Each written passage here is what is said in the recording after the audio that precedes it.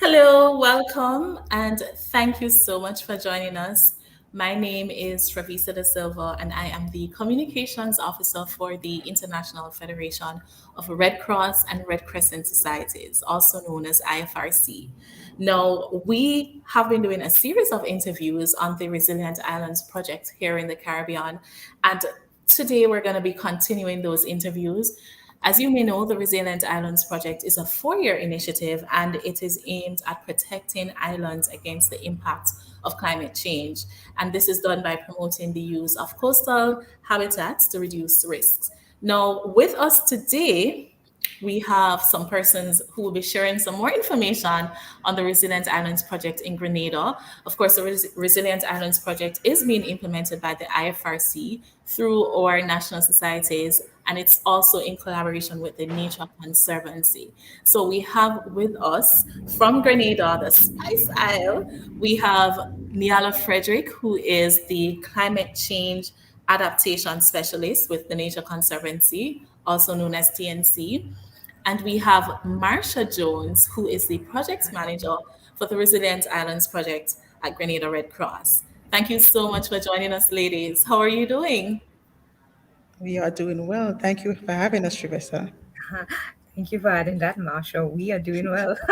Yes, we are in Yes, yellow. We are. doing fine. How are you, Awesome. Travis? Thank you so much for joining us and for coming on board to tell us a little bit more about what you're doing there in Grenada. We've been hearing so much about what's happening, so we're excited to hear more. So, Nialo, let's start with you. We know in Grenada, before the Resilient Islands Project, there was At the Water's Edge, called OR for short. And we want to tell, if you can tell us a little bit more about the work that was done on this project and how exactly does it link to the Resilient Islands Project?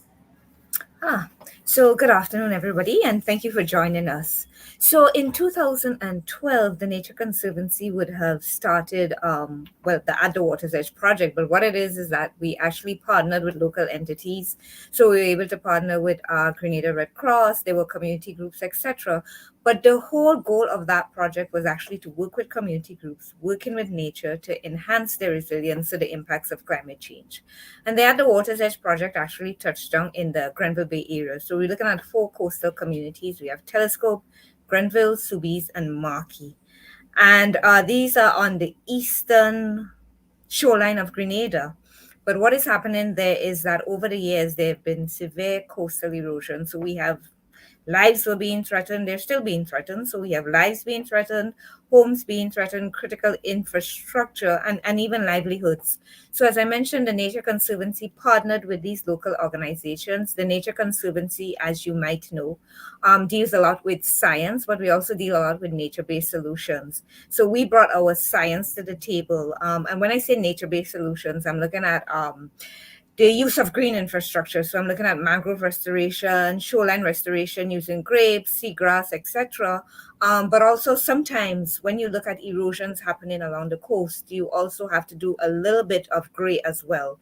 So what we try to do is do more of green versus gray, hence the nature-based solution aspect of it. But when we brought our science to the table, we recognized that there were other partners operating within the same sphere. So I mentioned Grenada Red Cross. Red Cross is well known for the disaster risk reduction strategies. They have their whole community engagement aspect ongoing in Grenada, and they have that whole network of volunteers on the ground.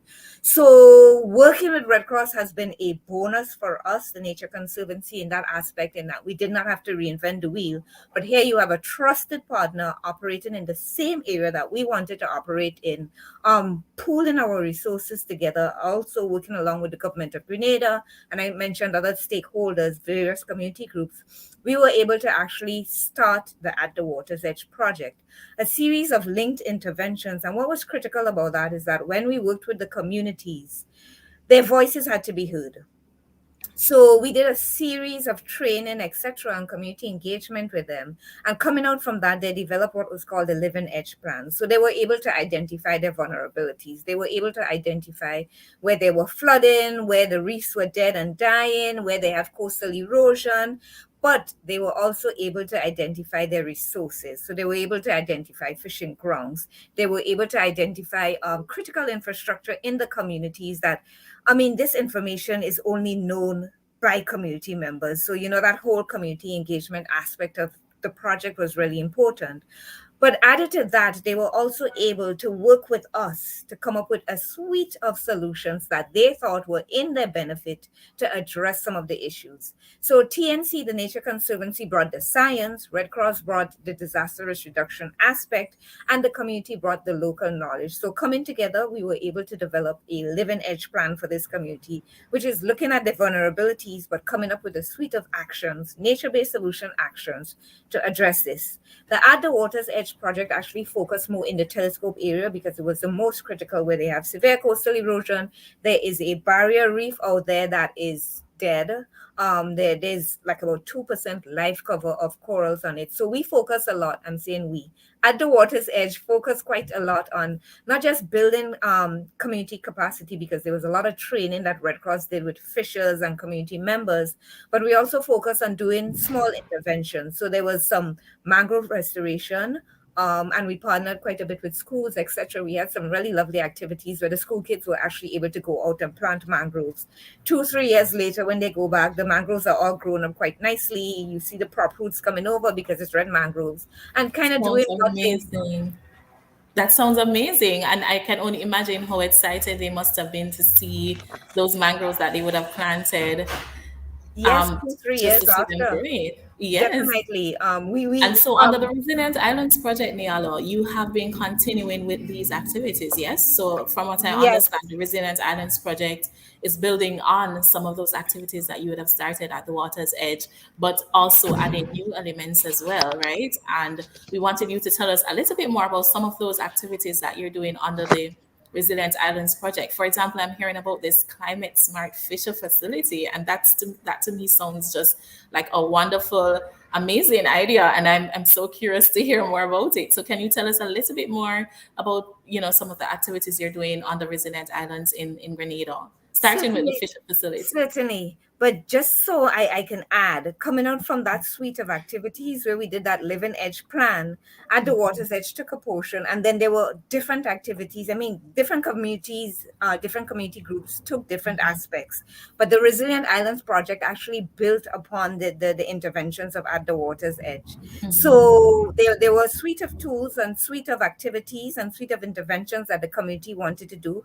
But as you know, in Caribbean islands, there's only a certain pot of funds to do certain things. So the Resilient Islands project, which is funded by the German government, they were able to actually pull out a component from the Living Edge plan, and that is what we're focusing right now on. So at the Water's Edge, focus on telescope, Resilient Islands, we're focusing more on SUBIs. And some of the interventions we're doing, you mentioned the Fisher facility, I know is really exciting. And persons might say, whoa, y'all are doing something, y'all are building a building, and you just talked about nature-based solutions and you talked about green interventions. But when we're doing interventions into communities, we also have to bear in mind their needs. And one of the things that came out from At the Water's Edge is that the community members, they live literally at the water's edge in these communities. Some of them were being relocated, and one of the things that they kept mentioning is that we're going to be moving. We're going to be moving far from the water's edge. We have our equipment to store. We have our gear. They were thinking about safety and all of that. And hence the spur to do the Fisher facility. So the Fisher facility, in short, is a building that we're putting down, a climate smart building. So we're going to be doing rainwater harvesting, solar harvesting as well. But we're looking at doing a series of lockers for these fishers, particularly the fishers that were moved from living at the water's edge for a number of reasons. So they would be able to safeguard their care. They'll have a place to, when they come, they'll be able to pull up their boats, this boat, if that's a word, but they'll be able to get off their boats and take their fish stock and everything else. And that just speaks to some of the needs that they've had and how we can address that, not just looking at our needs and looking at using nature based, but not just doing our agenda when we go into the communities, but we also have to heed the needs of the communities as well. So that is one of the components on the Resilient Island, the Fisher facility. We're also doing some water quality remediation. So we have to do a water quality remediation plan, but that comes with doing a pilot as well. What we've noticed is that at the water's edge, there's barely much life coral cover left in the bay. Now, if you look at the steps for defense for a coastal community, you have that coral reef out there first, the first line of defense. You have the waves breaking on that, and then they come ashore. But if you don't have that first line of defense, all that heavy wave energy is coming ashore, and then we ending up with a lot of coastal erosion.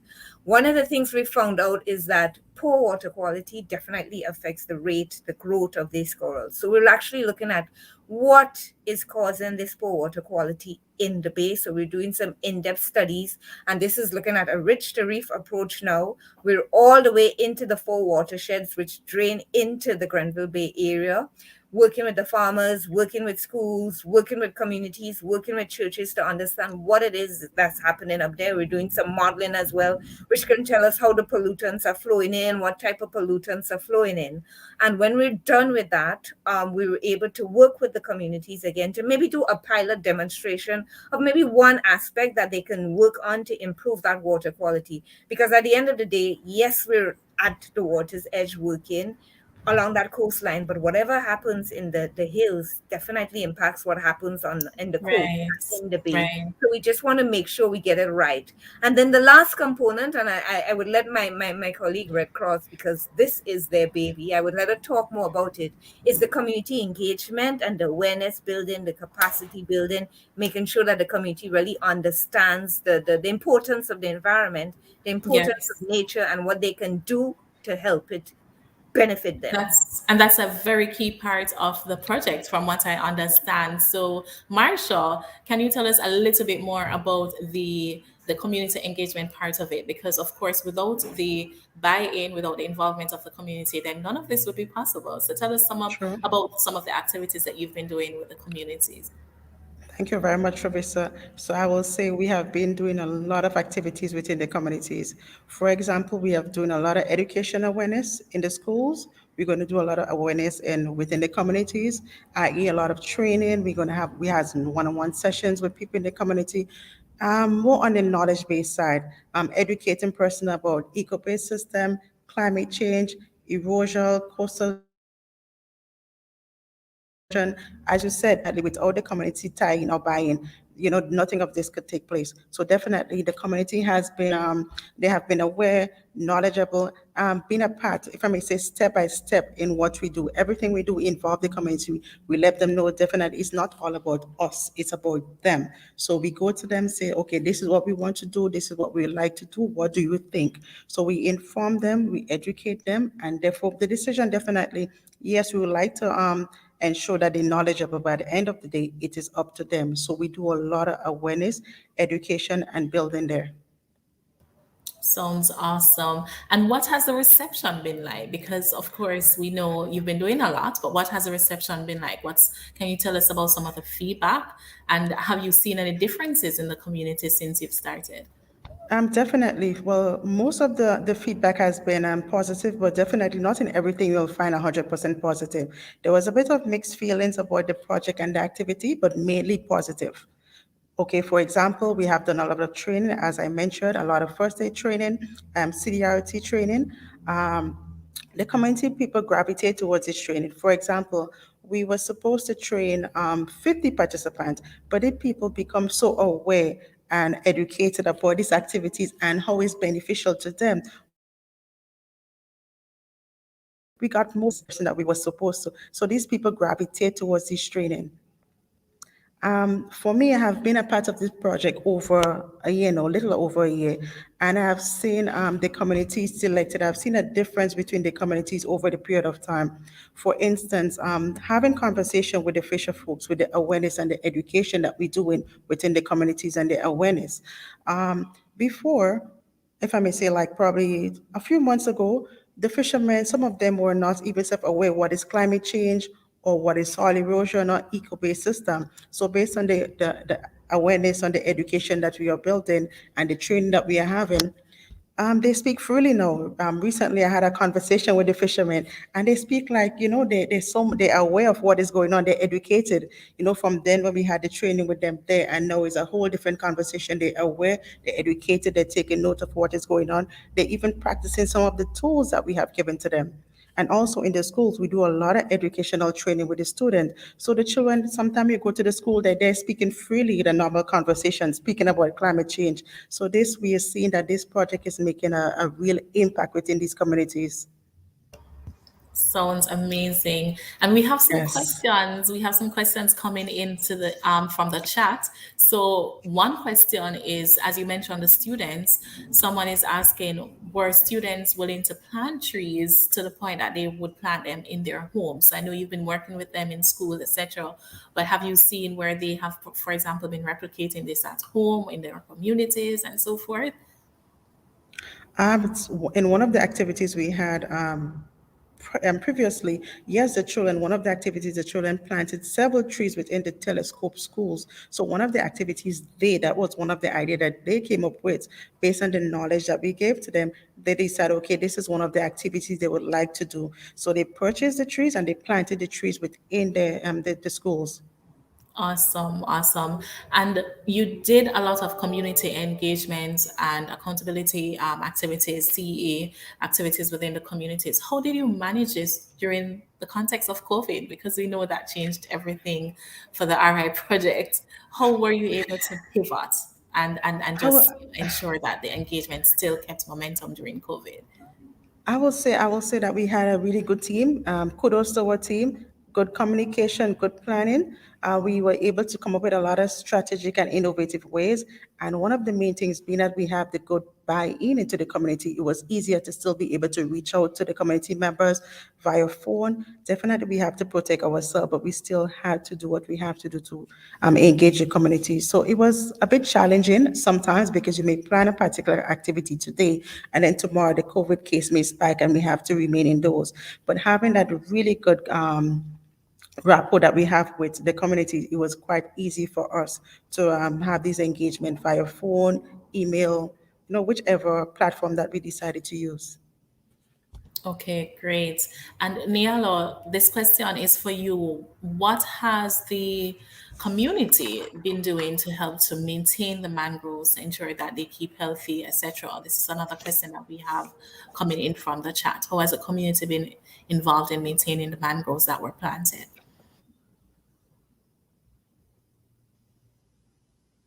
Nialo, you're on mute. And I was halfway into my answer already, right? Okay.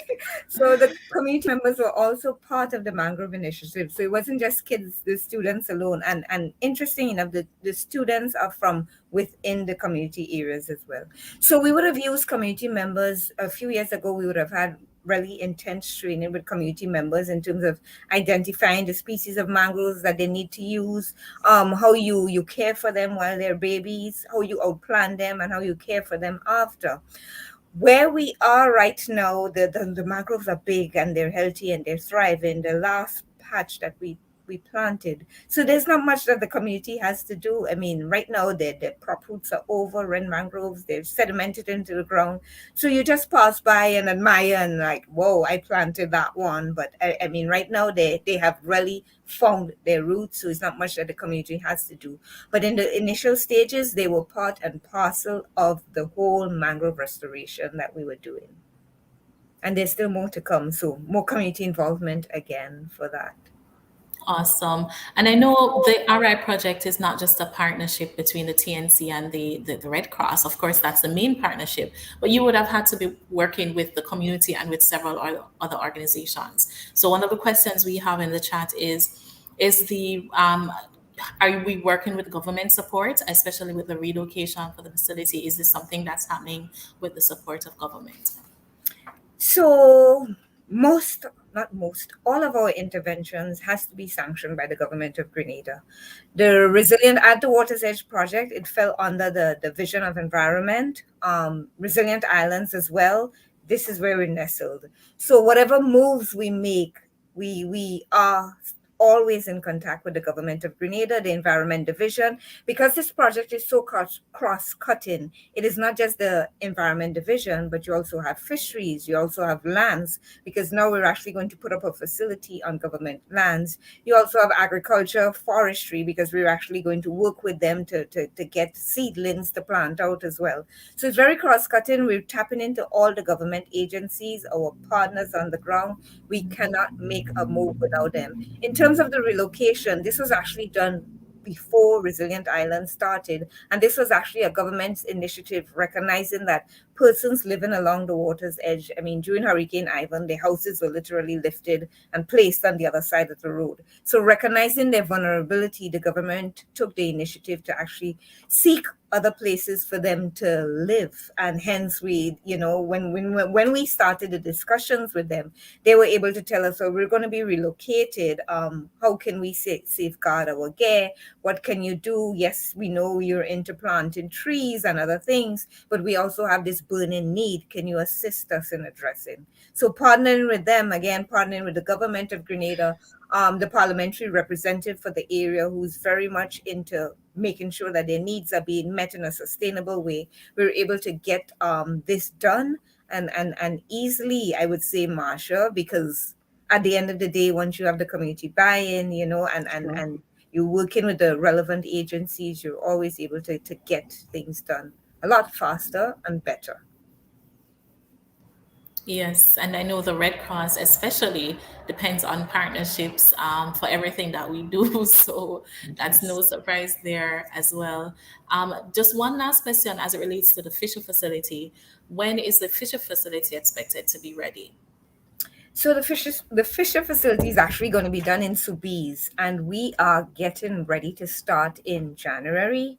We've gone through the whole bidding process. We're just working on finalizing the contracting aspect of it, and we have 8 months to get this up and running. So 8 months from January, we're looking at September the 30th. Now, bear in mind that we have all these other things with COVID. We have availability of materials, etc. So we're trying to see how we can get ahead of that, so we would not be stuck in a rut. But as is right now, the expected end date for the construction is the end of September. Okay, awesome. And Marshall, you've been doing so much in this project, TNC, Red Cross community. What would you say are some of the main achievements so far from the RI project? Well, there is a lot, but I will touch on some of the main ones. I would say one of the main one is the community empowerment through education and awareness, right? The training, the educational aspect, um, involving persons in simulation exercise. Yesterday we had a simulation exercise in Maki. Then we had the shoreline restoration activity whereby we had cleanup of the shorelines in three different communities. In that activity, we basically we had like 41 bags of garbage. So we cleaned up all those shorelines. We had persons participating from all the different communities. Again, the awareness education aspect. Well, definitely, if you want to educate the community, definitely you have to start with the children. So empowering and educating the children. And also, I'm saying one of our major aspect is having a good relationship with the government and other personnel. So the Fisher people, having these people by our side, the Fisher people will definitely have a voice through policy, rules, legislation. I will say we're having a lot of achievement definitely through this project. We're going to have a lot, we having and we will be having a lot of achievement through this project. Awesome. And from everything I hear, the community engagement, and that's so key. So I'm really happy to hear that that has been, a major achievement and a major component of the project. And I just wanted to point out that Samantha Dixon, the president of the Grenada Red Cross, has a note here. So I wanted to share it. She says we continue to recognize all the staff, all the volunteers who give tirelessly to ensure the communities are kept safe. So awesome job to everybody that's working on this project and all the other initiatives that are aimed at ensuring our communities are more resilient, right? So, Nialo, can you tell us a little bit now more about, we know we talked about the community engagement activities. Can you tell us a little bit more about what role science and policy plays? Because you touched on science at the beginning of the live, But could you tell us a little bit more about what does this mean for the project? What role does science play? What role does policy play? And how do those both paint a part of the bigger picture for the RI? You're muted. Right. Oh my goodness. Okay, I'm back. There's a lot of noise in the background, so I keep muting myself. But as I mentioned previously, the Nature Conservancies is all about science and using nature to benefit whatever interventions we're doing. For us, I mean, before we even started looking at communities, we actually used the science to help us decide where we were going to do interventions. So looking at the census data that the government of Grenada had, but also looking at when you talk about the adaptive capacity of communities and you talk about their vulnerability, when we overlaid that, the communities of the Grenville Bay area were the ones that actually popped up as being most vulnerable, but with the lowest adaptive capacity. So this is why we decided to focus on that, and that was the real grounding for us in science and our interventions. With resilient islands, science still plays a key part because, as I mentioned, we're doing the water quality remediation, we're doing modeling, we're looking at how the movement of not just pollutants, but the movement of the water and how that is affecting. I mean, all of this is really science based, looking at doing the sampling of the waters in the bay, but also along the streamline as well. So for us, whatever we do has to be grounded in science. We're not just going to say, oh, yes, there are farms of this. So we're going to think, yes, they are the main sources of pollutants. No, we really need to drill down and get to the bottom of what it is, and without our science, without our scientists, and I must give a big shout out to our science team because we have a dedicated cadre of persons working with us for RI. Without them, we would not be able to make the interventions that we're having right now. You mentioned policy, and I forgot to mention that policy is also a component of resilient islands for what we're doing.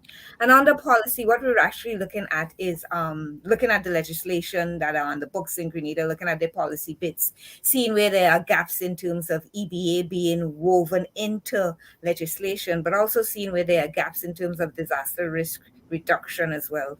So it is all coming together quite nicely. We do have a consultant who's working on that, and just yesterday we would have had an interview with one of our main stakeholders who would be providing a little bit more information on that. But just making sure that at the end of the day, because the end product is supposed to be an action plan, we're working on our roadmap right now, making sure that whatever gaps are there, we're able to pull it out, pinpoint it, making sure that at the end of the day, legislations and policies in Grenada are a lot more robust, because when you look at what is happening right now, and you look at climate change, yes, we might be inclined to do gray because it might be easier, it is faster. I mean, you have to grow an entire tree. Within 2 years, you can actually do a lot of gray infrastructure. But at the end of the day, we have to really stop and think about the benefits that we get from that. And if this is really intertwined and interwoven into our policies and our legislations, there is no way that we can really back out from this, but we really have to move forward. And another thing that happened with policy, I mean, there was a legislative Training. advocacy Advocacy training. I training, always tie yes. my tongue with that. And this went to the three countries the resilient island Yes. is being implemented. But I guess we were able to immerse, wet our feet in really what this means for us. Legislative advocacy training, what does that mean? How do we engage? How do we begin these discussions about advocacy? How do we begin these discussions about developing strategies so we can actually get this going? Grenada Red Cross was part of that, the Nature Conservancy was part of that, and I think at the end of the day, when we walked away, we were a little bit more aware of what is needed Educate. to be done. So I think we're on a good stead when we're looking at policy with our consultant, with our key stakeholders. We have a technical advisory team from government of Grenada, but also various agencies as well, helping us to weave this together. So yes, science and policy very critical for us Awesome. moving forward. Awesome. And I'm happy to hear the legislative advocacy side of it because, of course, we can be doing all this work, but if the legislation and the policies are not in place to support it and to engender that kind of atmosphere for these activities to be successful, then, we're going to be in a problem. So it's awesome to hear about all the policy work that's being done and also about the science work that's being done. No, we've heard so much about this project, and I'm just excited to hear all that's happening. But what would you say is the main lesson that you would have learned from the RI project? Marsha, we can start with you and then we can go to Nialo. What's the main lesson that you've learned? For me, it was the COVID-19 pandemic, right? So this week you plan our activities. Next week there's a spike in cases. So one have to learn to be able to provoke a different set and have a different mindset, especially have a background plan, a backup plan. So for us, we had to intertwine, do different planning, try to do different strategies. So for me in this project, especially with the you don't know what's going to happen, you have to be able to think differently, implement things differently, look at innovative ways Yes. in order to implement different aspects and strategies of this project. So for me, this was a major lesson learned. But with this lesson, I always say we had a very good team. We have a very good team, and the communication is really good. Yes, I think one of the words that has been coming out of this pandemic is pivot. We have to learn to Yes. pivot. Pivot, And yes. so the RI team did just that. Nialo, what's been your main lesson? So my main lesson is definitely ongoing. It started way back when and it's still ongoing, and it's community engagement. Without the communities, I mean, we work in these communities, and without community buy-in, without engaging the communities, I mean, no matter what plans we come with, it would be for naught. So just that whole constant presence within the communities, working with them so that they really understand what we're doing, and you would be surprised at some of the really innovative ideas that come out when you're doing community engagement as well.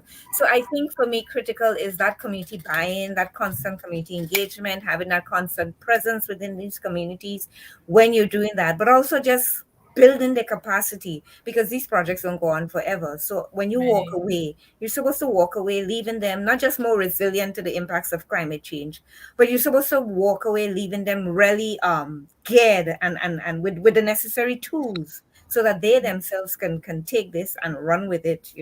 So for me is all about the communities and just that Yes. constant presence and engagement and capacity building for them. Indeed, indeed. And from what I understand, you touched about, you touched on the fact that the project won't last forever. So it will come to an end next year, unless we're able to get extended funding for it. And just this is just a plug, we're doing such amazing work in the RI project. So of course, funding is always welcome for it to continue.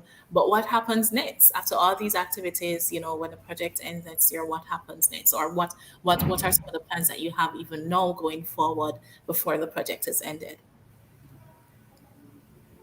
Is that So, me or like, not?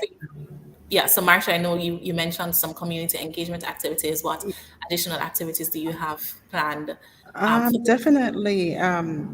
Once this is applicable or could transcribe, we could looking at definitely more training. It's always to have training, education, awareness, building capacity, definitely for the community. What else could we do? All the community members tend to ask, what next? When are we going to have more training? So we, as I say, and as Niala previously mentioned, it's not about us, it's what about they want. So we have to listen to the community. We will do a training, they'll be like, okay, we need a refresher. So we need to definitely go into the community, speak to them, find out what they need, at least to help them to build capacity and awareness. So definitely a lot of training, awareness, education, knowledge, getting them with the tools that they need because, of course, this project would not be there forever. So you have to equip them. So when we're no longer there, they'll be able to use the tools. right? So that they're not only trained, but also able to implement what they are trained, because training Definitely without so. application is right. Yes, yes. And Awesome. training with knowledge, they definitely have to know how to do that. Awesome. And Nialo, what's next in terms of some of the other projects? I know you mentioned the water facility, the fish facility, sorry, expected to end next year. What other activities are you expecting before the project is ended? So everything comes to an end next year. I guess we have to start to think about RI, Resilient Island 2.0, because there's just so much work to be done in the communities. And I mentioned there's this whole living edge plan, and Resilient Islands is just a small speck in the whole living edge plan that is needed to make these communities a lot more resilient. So our main push right now is to actually get our deliverables out the way. Make sure that we get the components that we've committed to, the fisher facility and the water quality remediation plan. Make sure that we really meet our targets and get that out. But it's really interesting. One of you spoke to something a while ago, and I think we must address it because I was having a conversation. I think it was with the Minister of Tourism, who's also spearheading the environment ministry. And she's like, yes, this is a really great initiative that y'all are doing, but there are other areas in the island. So is it that we're going to just have build the capacity of these community members and have them there? No, I think at the end of the day, what you really want to see, yes, the project is ending and we definitely would have to leave.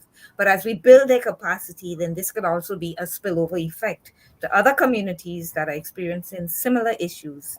So they themselves can go in and go around and train and do mangrove restoration and nature-based solution. So at the end of the day, we want to make sure that yes, we're wrapping up Resilient Islands. Hopefully there will be a Resilient Islands 2.0. The Nature Conservancy also has a lot of other initiatives ongoing within the same area. I think this is one of four that we have ongoing within the project area. But critical for us, I think, once this wraps up, is that we leave the community a lot more resilient.